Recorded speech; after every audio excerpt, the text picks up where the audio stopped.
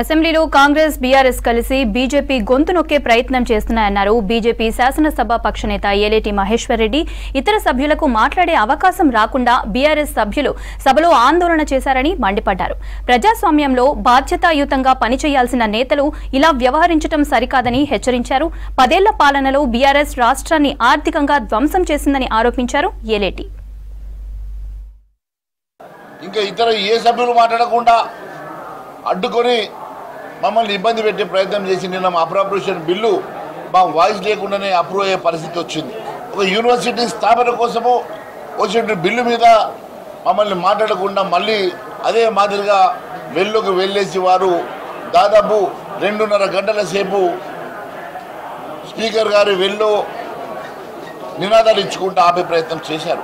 కేవలం బుల్డోజ్ చేసే పద్ధతిగా కేవలం ఇతర పార్టీలకు అవకాశం లేకుండా చేసి మేము తప్ప ఎవరు లేమన్నట్టుగా మరి 10 సంవత్సరాలు ఏం చేసినండి?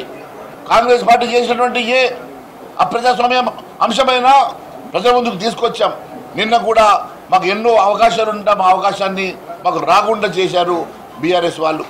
కేవలం బీఆర్ఎస్ పార్టీ అందరి స్పేస్ తీసుకొని మేమే ఉండాలని కోరుకుంటే అది